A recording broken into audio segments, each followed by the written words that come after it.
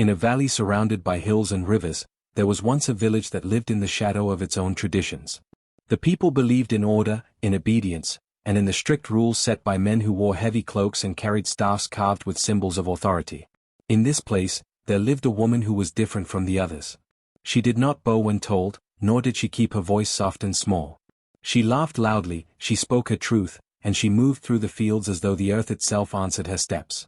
Some admired her courage in secret, while others feared the disruption she brought, for the order of the village depended on silence, especially from women. It was not long before her defiance brought punishment. The elders called her to the square, accusing her of arrogance, of dishonoring her family, of daring to speak when she was meant to remain silent. They declared that her pride lived in her long, dark hair, which flowed down her back like a river at midnight. If they cut it away, they said, they would humble her, strip her of her vanity, and teach her the lesson she refused to learn. Before the gathered crowd, they seized her, held her by the arms, and with a jagged blade cut away the hair she had carried since her youth. The strands fell in heaps around her feet, and the villagers gasped as though her very spirit had been severed. Children whispered, women turned away, and men laughed, thinking they had broken her. For a time, she did not cry or speak. She lowered her head and let the fragments of her hair scatter in the wind. The silence she carried became heavier than any shout, and in that silence, she began to change. Humiliation turned into something stronger, something sharper. Her eyes no longer searched for pity, her lips no longer trembled. Instead, she carried herself with a stillness that unsettled even those who had mocked her. Shame did not destroy her, it gathered within her, reshaping itself into an unshakable strength. Then, strange things began to happen. The strands that had been cut and left to rot in the dust did not wither away. They crawled, they coiled, and they grew. At night, the villagers heard faint rustling, as though dry leaves were moving in the dark. In the morning, they saw hair wrapped around the roots of trees, tangled in the beams of wells, and slithering across rooftops like black vines. The hair spread without end, as though each strand had become alive, seeking and searching. It grew faster than crops, stronger than ropes, and no fire could burn it. Soon, the hair began to touch those who had laughed the loudest. Men found it wrapped around their throats in their sleep, tightening when they tried to cry out. Children tripped and screamed as the strands coiled around their legs. Women who had turned away in fear awoke to find their homes filled with the dark threads, pressing against windows and doors, whispering like voices carried on the wind. The village lived in constant dread, suffocated not just by the strands but by the weight of what they had done. The oppressors, the ones who had stood in the square and ordered the punishment, were the first to fall. Their beds became nests of choking hair, and their staffs of power snapped like twigs under its strength. They clawed at their necks, their eyes wide with terror, but no hand could loosen the grip of the living strands. One by one, they collapsed, their voices silenced, their power strangled by the very shame they had tried to force upon another. The woman did not seek them out, nor did she command the hair to move, yet everywhere it spread, it carried her memory. She became more than a woman in the village's eyes, she became a force, a story that lived in the roots of the land. No one dared speak her name aloud, but in whispers, they told of the one who could not be broken, whose shame turned into power, whose cut hair became the noose of those who tried to destroy her. Children grew up hearing the tale and warning one another never to mock, never to humiliate, for even the smallest act of cruelty could awaken what should not be disturbed. And so the story lived on, retold under moonlight, passed from grandmother to grandchild, carried on the breath of those who had survived. It carried with it a single truth: humiliation cannot kill dignity. You may cut away what you see, but the unseen grows stronger. You may strip away pride, but it will return in ways you cannot imagine. Her hair still grows in the silence of the night, and the village still remembers, for there are whispers that it waits for the next hand that dares to reach for the blade. Across cultures and centuries, hair has been far more than ornament. It has been a marker of identity, a vessel of memory, and a sign of autonomy. For women, in particular, hair has often carried the weight of both freedom and control. Long hair, carefully braided or left flowing, has symbolized vitality, femininity, and self-expression. Cutting it, by choice, can represent a new beginning or liberation, but when done by force it becomes a cruel act of humiliation. In this way, hair stands as one of the most universal symbols of womanhood, its removal an attack not only on appearance but on dignity itself. History is filled with examples of women shamed through the cutting of their hair.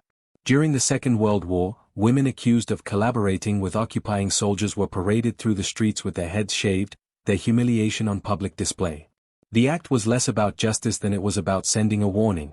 Their bodies and their identities were not their own, and punishment would be inscribed on them for all to see.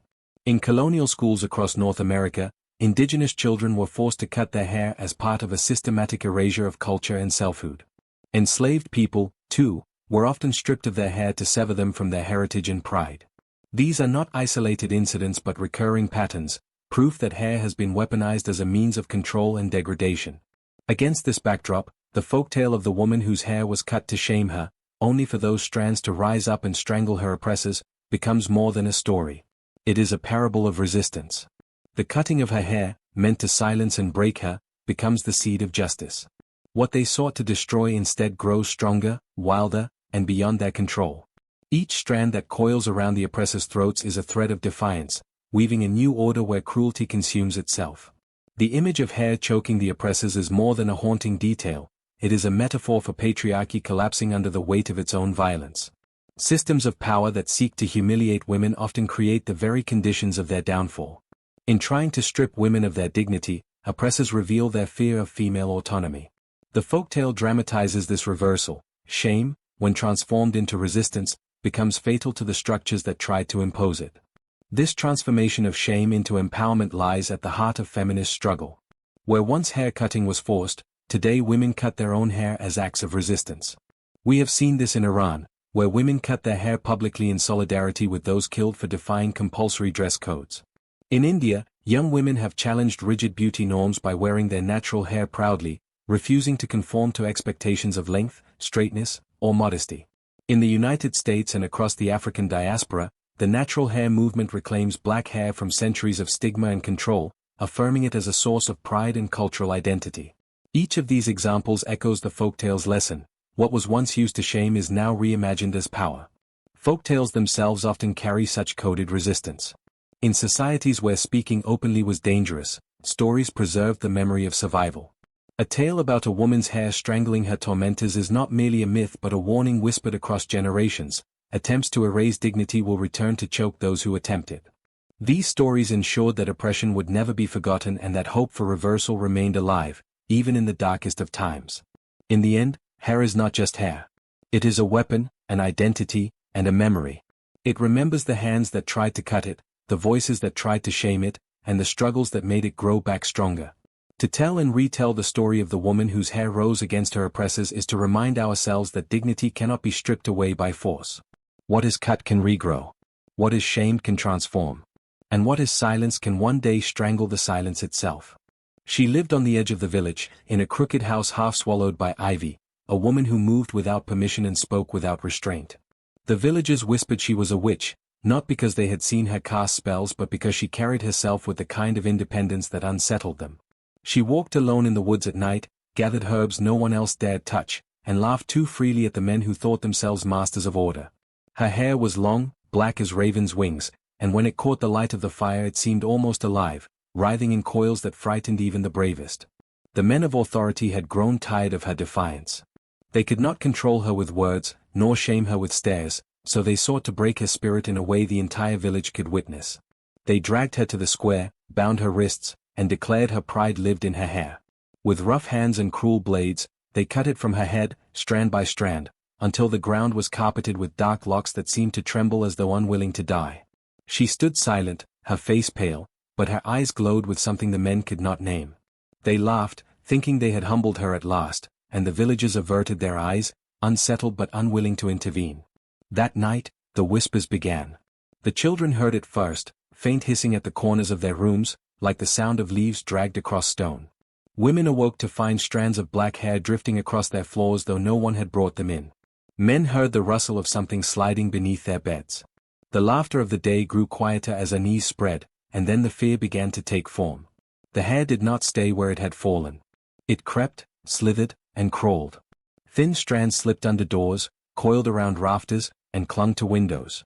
It snaked into the homes of those who had mocked her the loudest, wrapping itself around throats while they slept. The men awoke choking, clawing at invisible coils that pulled tighter the more they struggled. Neighbors who rushed to help found only lifeless bodies with faces frozen in terror, mouths filled with strands of hair. Panic spread like fire. No prayer drove the hair away, no flame consumed it. At night, villagers bolted their doors, but still the strands found their way inside. The sound of whispers grew louder, as though the hair carried voices of vengeance.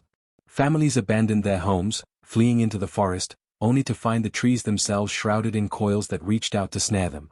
The once lively village became a place of screams, then silence. Those who survived spoke of it in hushed tones, never daring to say the woman's name. They called it the hare that hunts, a living curse born from humiliation and cruelty.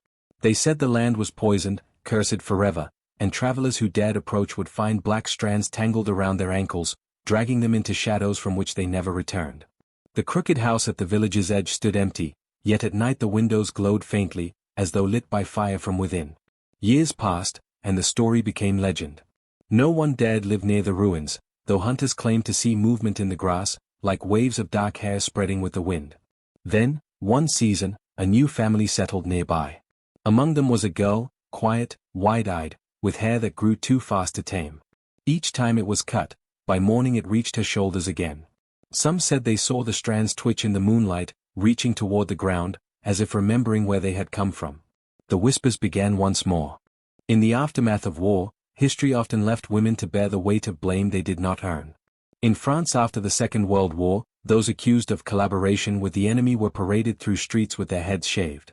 The act was intended to humiliate, to mark them publicly as traitors, and to make their bodies sites of punishment for society to gaze upon. The shaved heads became a symbol of shame, a visual reminder of power wielded to control, degrade, and rewrite narratives of culpability. Yet, for every woman who walked with lowered eyes, the memory of injustice remained alive, quietly defined beneath the newly exposed scalp. Across continents and centuries, similar acts unfolded in other forms. Indigenous children, forcibly removed from their families and placed in colonial schools, had their hair cut as part of an erasure of identity. Each strand severed was meant to strip away culture, to remove heritage, and to make them appear uniform and compliant. Slavery, too, often demanded the shaving of hair, reducing individuals to objects stripped of bodily autonomy and personal dignity. In each of these acts, hair became a battleground, a physical manifestation of control over spirit, memory, and self. It is in this context that the folktale of the woman whose hair rose against those who shamed her becomes strikingly allegorical. The story takes these historical acts of humiliation and transforms them into a narrative where dignity refuses to be silenced. Hair, cut to control, becomes a force of reckoning, wrapping around the oppressors and reclaiming power that was thought lost. The same strands that were meant to diminish the woman instead haunt those who imposed suffering, turning history itself into an instrument of accountability. The image of choking hair serves as a metaphor for the past insisting on its presence. Oppression that attempts to erase identity never disappears quietly. It reverberates through time, reminding each new generation that cruelty leaves traces. When systems seek to suppress culture and individual autonomy, they sow seeds that will grow into forms of resistance that cannot be extinguished. Just as the hair returns, so too do memory, dignity, and the demand for justice. These lessons are not confined to the past. Modern movements draw strength from such histories, recognizing that hair, whether shaved or allowed to grow freely, carries meaning far beyond the physical. Women and men reclaim natural hair, traditional hairstyles, and cultural adornments as acts of protest, pride, and continuity. From the reclaiming of black hair in the United States to protests in Iran where women cut their hair in solidarity, the symbolism remains potent. What was once forced as punishment now becomes an emblem of resilience. In the end, hair is woven into the fabric of resistance. It is both a repository of memory and a statement of defiance. Every historical act that sought to strip it away has instead reinforced its power as a symbol of identity, autonomy, and dignity. The folktale reminds us that attempts to erase culture, control bodies, or humiliate individuals ultimately backfire, and that history, like hair, refuses to be silenced. What is cut may grow again, stronger and alive, carrying with it the stories, the struggles, and the resistance of those who came before. Shame and humiliation have long been used as weapons to control behavior, to bend individuals into compliance through fear of exposure and ridicule. When a person's dignity is publicly stripped away, it is not only their self-image that is attacked but the very sense of who they are. In many cultures, hair carries profound personal and social meaning, and to cut it forcibly is to attempt a symbolic erasure of identity itself. The act becomes more than physical, it is psychological, leaving invisible marks that linger long after the strands have been severed. In the folktale of the woman whose hair rises against her oppressors, The hare's revenge can be seen as the return of subconscious trauma. What was intended to subdue her instead becomes a vessel through which the suppressed anger, fear, and injustice re-emerge. The narrative dramatizes the way unresolved humiliation can assert itself in unexpected and powerful forms, turning the psychological weight of shame outward against those who inflicted it. In this sense, the story functions as a metaphor for repressed emotion demanding acknowledgement, revealing that what we try to bury often returns with force. This pattern of projection and guilt is central to human behavior. Those who shame others frequently carry their own insecurities, fears, and unprocessed trauma, which they unconsciously project onto their victims. In the folktale, the oppressors are literally strangled by the very strands they sought to discard, reflecting the psychological truth that attempts to dominate or humiliate others often rebound on the aggressor. Their suffering is a mirror of their own guilt and the latent recognition that they have acted cruelly. Archetypal figures in myth illuminate this dynamic further. Medusa's snakes strike terror because her form embodies retribution and the consequences of violation. Samson's hair is the source of both vulnerability and power. Rapunzel's long locks are simultaneously a prison and a lifeline. These stories highlight hair as a symbol of identity, strength, and hidden potential. The psychological resonance of these archetypes parallels the folktale. Hair is never inert, and it carries the power to reveal inner truths and latent forces. Ultimately, the transformation of trauma into empowerment is central to the narrative. The woman, initially subjected to shame, finds that the very instrument of her humiliation becomes a conduit of agency. By allowing the consequences of cruelty to manifest outwardly, the story shows that reclaiming power often involves confronting and transmuting the pain imposed upon us. Healing, in this sense, is not passive but active. It requires facing what was taken, what was attempted to be erased, and allowing it to assert itself fully, reshaping the balance between victim and oppressor. The folktale concludes with a subtle but profound message. True restoration comes when one acknowledges and engages with the forces that sought to diminish them. What was meant to destroy identity instead catalyzes growth and justice. To confront humiliation, trauma, and the symbolic cutting of one's essence is to reclaim autonomy, proving that the psyche, like the hare in the story, has a remarkable capacity to endure, respond, and transform. In a country where dissent was met with swift and brutal punishment, women activists had learned to speak softly, to organize in secret, and to protest in ways that might escape the watchful eyes of the authorities. Yet even quiet courage could not remain invisible forever. One woman, young and fearless, refused to comply with arbitrary laws that sought to control her body and her voice. Her defiance was noticed, and in an act meant to humiliate and terrify, she was dragged before cameras and the nation. Her long hair, a symbol of her autonomy and pride, was cut on live television, each snip meant to silence her, each lock intended to send a warning to others. But the attempt to shame her failed in the age of the internet. Images and videos of the act spread across social media platforms, igniting outrage around the world. People shared her story with hashtags, protest art, and written tributes, transforming a private act of cruelty into a public spectacle of solidarity. Artists and activists began creating installations using hair, real, synthetic, and symbolic, as a means of protest. Braids, locks, and wigs were displayed in galleries and streets, representing resilience and resistance, turning the oppressor's weapon into a symbol of collective power. The backlash grew too large for the regime to ignore. International organizations, foreign governments, and grassroots networks rallied behind the woman, amplifying her voice and shaming the oppressors. In homes, offices, and streets around the world, her story was repeated, and her cut hair became a metaphorical noose tightening around those who had attempted to impose fear. What had been meant to humiliate instead ignited a global movement, demonstrating that repression could no longer contain the rising tide of solidarity. The symbolism of hair, once a personal and cultural expression, became a shared emblem of courage and defiance. People across continents sent strands of hair in letters, tied ribbons in protest, and painted murals depicting flowing locks breaking free from chains.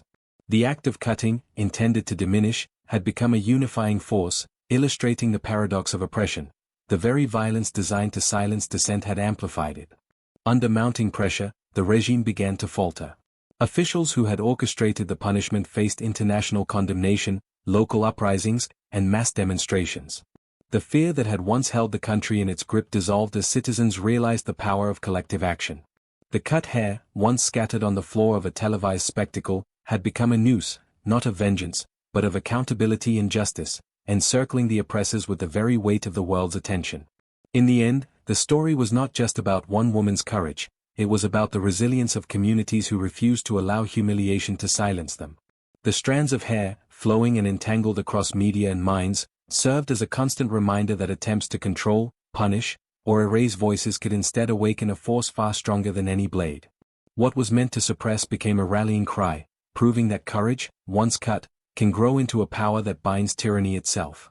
In an ordinary village, where smoke rose from chimneys and children ran barefoot through fields, there lived a woman whose presence seemed to bend the air around her. She did not seek attention, nor did she flaunt her independence, yet there was something about her, an unspoken strength, that set her apart. Her hair, long and dark, fell past her waist, a simple yet striking crown that marked her as different in the eyes of the village elders. They believed that such pride had to be tamed, and when a perceived slight crossed their judgment, they decided to punish her in the most visible way, by cutting her hair. The act was meant to humiliate her. In the village square, with onlookers pressed close, her hair was severed, pile by pile, until it lay in heaps around her feet. Yet even as the scissors fell, magic lingered. The strands, though severed, seemed to pulse with life, carrying whispers of anger, sorrow, and warning. By morning, the hair had begun to move. It floated along rivers, curling around reeds, slipped through cracks in the forest floor, and wound around roots of ancient trees. The whispers traveled with it, murmurs of justice that reached the ears of those who had laughed, mocked, or stood idle during her humiliation. Night brought dreams that were impossible to ignore. Villagers awoke gasping, their mouths full of dark hair, feeling the suffocation of guilt and fear pressing against them.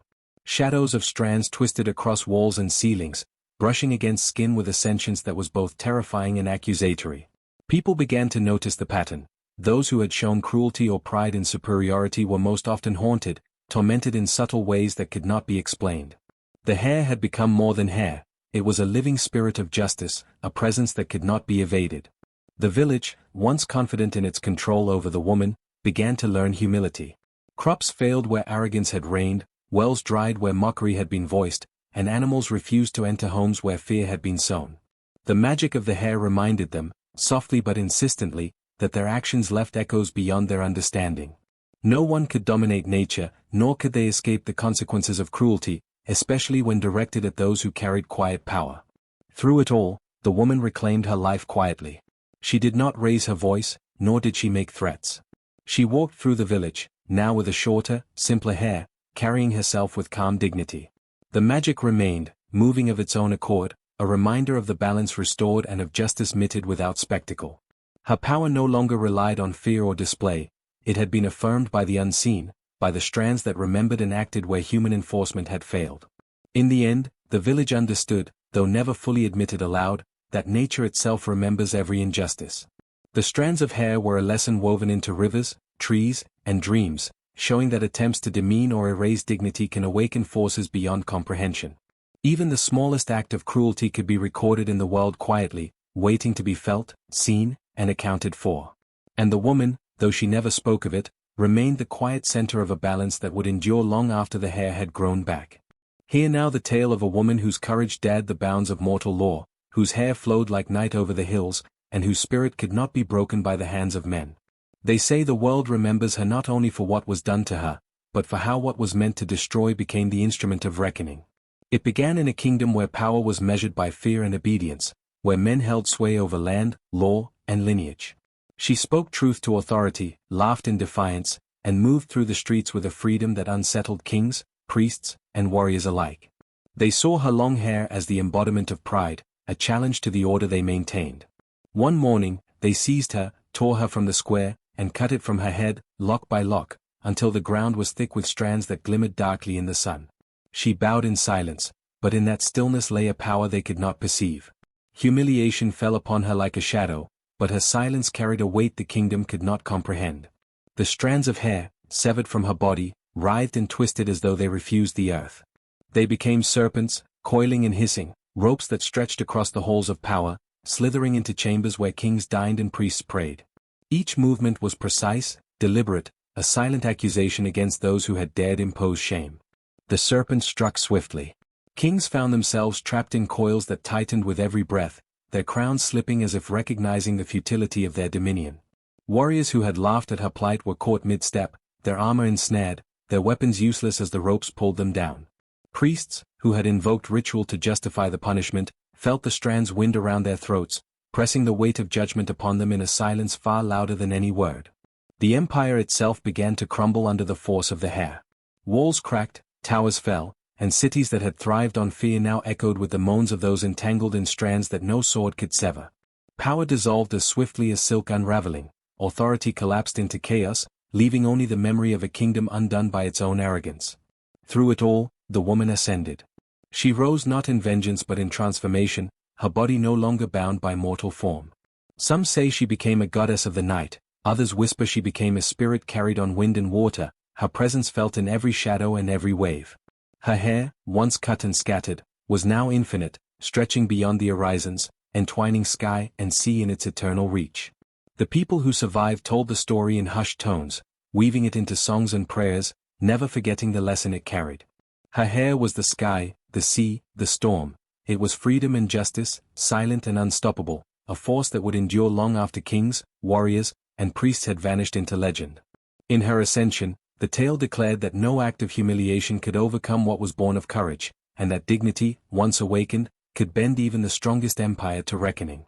Across the world, hair has carried meanings far beyond mere appearance, functioning as a vessel of identity, strength, and social belonging. In many African traditions, hair is woven into complex braids, adorned with beads, and styled to convey lineage, status, and personal expression. Each strand carries history, connecting generations, families, and communities. Cutting or forcibly altering hair in these contexts has long been a method of punishment or social control, an attempt to sever not only appearance but heritage itself. Hair becomes, in essence, a living archive of culture and autonomy.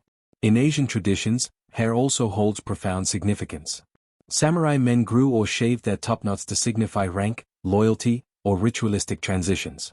Buddhist monks shave their heads as a symbol of renunciation, humility, and devotion, while women's hair often reflects both social expectation and personal identity. Across centuries, these practices illustrate how hair operates as a marker of conformity and resistance, a physical medium through which authority and individuality negotiate tension. Western history, too, reveals the political and symbolic weight of hair. Witches were accused, tried, and humiliated, their hair shorn to remove supposed sources of power. Saints, by contrast, sometimes voluntarily cut their hair in acts of devotion, turning the act into a spiritual statement. Rebels and prisoners have had their hair forcibly removed as a tool of dehumanization, demonstrating how hair functions as both a personal and political instrument. Across these diverse traditions, a shared theme emerges. Hair is a vessel of strength, identity, and social meaning, capable of being both celebrated and weaponized. The folktale of the woman whose hair rose against her oppressors resonates universally within this context. Though its setting may be imagined, its message is familiar across cultures. Those who attempt to humiliate or control through the body can awaken forces they do not understand. The story's strands of hair, cutting through oppression, serve as a metaphor for the cultural and personal power embedded in hair everywhere, whether braided, bound, or flowing freely. Globally, parallels emerge between forced hair cutting and acts of resistance. From African slaves and indigenous children to European women punished for alleged transgressions, the attempt to strip hair as control recurs. In each case, humiliation is met with resilience, cultural, psychological, or literal, echoing the folktale's lesson that power cannot be so easily severed. Hair, once treated as a site of vulnerability, often transforms into a medium of assertion, defiance, and identity reclamation. In contemporary societies, hair continues to intersect with beauty standards, politics, and control. Movements reclaim natural hair, challenge oppressive beauty norms, and resist cultural erasure, demonstrating that what was once a tool of subjugation can now symbolize pride and autonomy. Hair is both deeply personal and politically charged, a thread connecting individual dignity with collective struggle. The folktale, understood through this global lens, affirms that hair is never merely hair. It is memory, identity, and resistance woven together, a living testimony of resilience that transcends time and place. In a kingdom ruled by lords who measured their power in fear and cruelty, there lived a girl who refused the life mapped out for her. She had been promised in marriage to a man she neither loved nor respected, a union arranged to strengthen alliances and maintain the lord's control over the land. She resisted quietly at first, speaking softly, smiling when she refused, and walking alone in the gardens where no one dared follow. But her defiance could not remain hidden forever.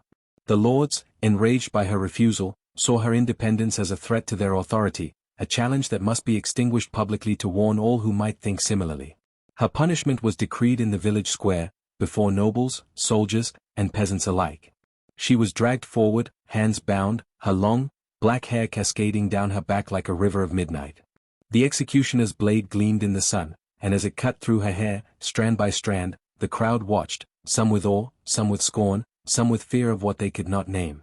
Her hair fell in dark piles around her feet, severed but not defeated. She said nothing, her eyes fixed on the horizon, as if daring the lords to believe they had tamed her spirit. Night came, and with it, the magic that had always lingered in her blood awoke. Her hair, though cut, moved like tendrils, curling and twisting with a life of its own. It slithered across stone corridors, through the castle's hidden chambers, seeking those who had orchestrated her humiliation. The lords, confident in their control, slept in their opulent rooms, unaware that the strands were already winding around their necks like invisible cords. Panic erupted as one by one they were lifted from their beds, hands clawing at emptiness, mouths gagging on threads they could not see, until each was crushed by the very symbol they had attempted to destroy. The castle itself became a labyrinth of hair. Soldiers who had laughed and jeered found themselves entangled in writhing strands, suffocated by the weight and persistence of the living darkness. Hallways were impassable, chambers filled with twisting, glimmering threads that tightened with every struggle. Fear spread among the courtiers and servants alike, for no sword could cut, no fire could burn, and no prayer could undo the vengeance embedded in the tendrils. The kingdom that had prided itself on control discovered that power could slip through fingers as easily as silk through a loom, and that cruelty often awakens the very force it seeks to suppress. Amid this chaos, she rose, not as a victim, but as a queen of shadows. She walked through the halls silently, her remaining hair flowing with a quiet, dangerous grace, a crown not of gold but of living, sentient strands. Her eyes reflected the extinguished power of her oppressors, and wherever she stepped, the air seemed to shiver with her presence. Peasants whispered her name only in secret, calling her a spirit, a force that would never be subdued, a shadow queen whose reach was as inevitable as nightfall. Legends spread quickly, her hair will never die, they said, carrying the story to villages beyond the kingdom. The strands that had once been intended for humiliation had become instruments of justice, binding not only the bodies but the symbols of tyranny. Fear and awe intertwined as the people realized that defiance, once awakened, could not be undone. From this reckoning, a new rebellion took root. Those who had watched her courage in secret now rallied under her banner, inspired by the girl who had refused to bend, whose hair had risen against injustice, and whose presence promised both vengeance and liberation. The kingdom trembled, not just from the suffocating darkness of her tendrils, but from the knowledge that the age of cruel lords was ending. The girl who had been punished became the symbol of an unstoppable force, and under her guidance, the oppressed rose, declaring a new era where tyranny would be met not with silence but with the living memory of resistance. In a kingdom where cruel lords ruled with iron fists and empty hearts, obedience was demanded from all, especially from women. Marriages were arranged as tools of power, and any who resisted were swiftly punished. In one such kingdom, there was a girl who refused the path laid out for her. She spoke against the decrees, walked freely in the forests surrounding the castle, and refused to bow before the lord's authority. Her beauty was remarkable, but it was her spirit that unsettled the rulers, the fire in her eyes, the refusal in her posture, and the long, dark hair that flowed like a river down her back, a symbol of her independence. They decided that her defiance could not be tolerated, and they would make an example of her before the entire kingdom.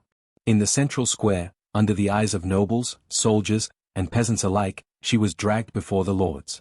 Her long hair, the crowning glory of her identity, was seized and cut away with cruel precision. Each lock fell to the cobblestones like falling shadows, the sound of scissors slicing through strands echoing across the square. Gasps, laughter, and whispers filled the air, yet she did not cry or scream. She simply stood, her head bowed, her heart quietly gathering strength from the injustice. The lords thought her spirit broken, believing that by cutting her hair they had silenced her rebellion. But when night fell, the castle and the kingdom discovered that the girl's power had only begun to awaken. Her hair, though severed, moved of its own accord. The strands rose like tendrils, stretching through corridors and chambers, slipping under doors and curling around the legs of unsuspecting soldiers. Whispers of anger and vengeance accompanied them, low and hissing, and soon the hair began to hunt the executioners. No lock of hair was inert, each carried the memory of her humiliation and the will to reclaim justice. Soldiers were found strangled in their beds by invisible cords, their armor tangled with dark strands, their screams muffled by the very thing meant to shame her. The castle became a place of terror. Hallways were thick with writhing black hair that wrapped around suits of armor, filled kitchens, and climbed the stone walls as though searching for those who had dared harm her. Soldiers who tried to flee found themselves ensnared, the hair coiled around them, pressing tight and unyielding, leaving no escape. The lords themselves could not avoid the strands, which slithered into the throne room like living rivers, wrapping around necks, arms, and legs, delivering the retribution they had thought impossible. Panic spread, and fear became a tangible presence, as thick and suffocating as the hair that now ruled the castle's night. The girl, meanwhile, did not act directly. She did not raise her hands or call upon magic with words. She watched from the shadows as the strands enacted their will, her power manifesting through the very thing intended to humiliate her. With each lord or soldier subdued, the kingdom's hierarchy unraveled. Nobles vanished, soldiers disappeared into corridors of hair, and the castle itself seemed to warp under the weight of the dark, twisting strands. What was once a structure of oppression became a labyrinth of judgment, haunted and alive with the memory of her defiance. By the time the sun rose again, the kingdom had changed forever. The girl had risen, not merely in revenge, but as a queen of shadows, a figure whose authority was no longer derived from law or fear but from the undeniable force of her autonomy and the dark, persistent will of her hair. People whispered her name in awe and fear, passing stories from village to village, claiming that her hair would never die, that it moved through the land carrying her justice wherever cruelty lingered. Even those who survived spoke cautiously, aware that the strands could strike if provoked, a living reminder that oppression has consequences beyond the mortal imagination. From the ruins of the old order, a new rebellion began to take shape. Peasants, freed from the immediate tyranny of the lords but inspired by tales of the girl and her unstoppable hair, began to organize and resist in small, deliberate ways. The memory of her defiance became a symbol, her strands a banner under which the oppressed rallied. The kingdom, once a place of iron and fear, now felt the pulse of awakening, and the girl's legend grew with each telling. The strands of hair, dark and eternal, spread not only through the castle but through the imagination of all who heard the story. They carried the lesson that cruelty begets reckoning, that humiliation can never fully subdue the strong of spirit, and that power derived from fear alone is fragile and fleeting. Under her banner, a new era of rebellion and resilience began, and the people learned that true authority could not be imposed, it must be earned, respected, and recognized. In the whispers of the wind, in the shadows of the night, and in the movement of every strand of hair, her presence endured, a reminder that defiance, once awakened, could never be silenced.